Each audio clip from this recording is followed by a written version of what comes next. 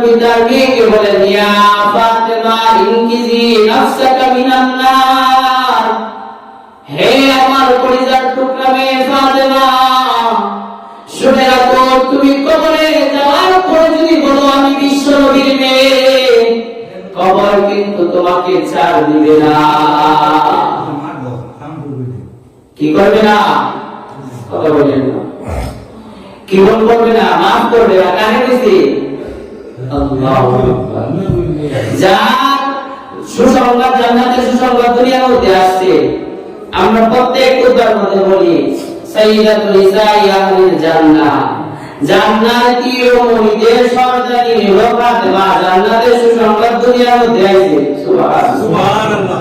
উনার বলতেছে, ইয়া ফাতেমা ইনকিজি নাফসাকা মিনান নার, তুমি তোমার নিজেকে জাহান্নামের আগুন থেকে বাঁচাও।